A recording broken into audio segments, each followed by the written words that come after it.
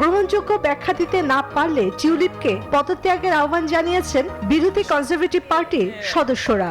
লন্ডনে উপহার পাওয়া ফ্ল্যাটকে ঘিরে রাজনৈতিক চাপ বাড়ছে যুক্তরাজ্যের ক্ষমতাসীন লেবার পার্টির সিটি মিনিস্টার টিউলিপ সিদ্দিকের উপর।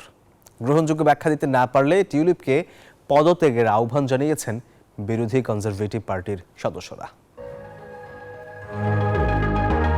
আওয়ামী লীগ নেতৃত্বাধীন বাংলাদেশ সাবেক সরকারের সঙ্গে সংশ্লিষ্ট একজন ডেভেলপারের কাছ থেকে সেন্ট্রাল লন্ডনের একটি ফ্ল্যাট উপহার নেওয়ার খবর প্রকাশিত হওয়ার পর ক্রমবর্ধমান চাপের মুখে পড়েছেন যুক্তরাজ্যের city minister tulip Siddique.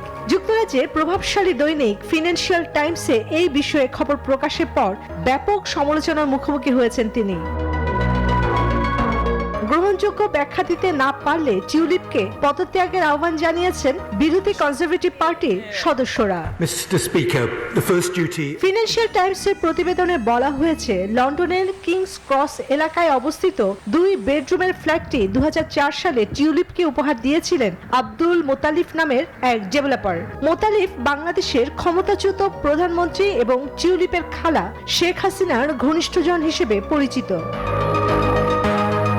Financial টাইমসের অনুসন্ধানে জানা গেছে 1,95,000 পাউন্ড বাংলাদেশি মুদ্রায় 2,93,97,000 টাকা দিয়ে 2001 সালের জানুয়ারিতে ফ্ল্যাটটি কিনেছিলেন আব্দুল মোতালিফ। ফ্ল্যাটটি বেশ সস্তাতেই পেয়েছিলেন তিনি, কারণ একই বছরের আগস্ট মাসে সে ফ্ল্যাটটির পার্শ্ববর্তী আরেকটি ফ্ল্যাট বিক্রি হয়েছে 6,50,000 পাউন্ডে, বাংলাদেশি মুদ্রায় 9,79,97,000 টাকা।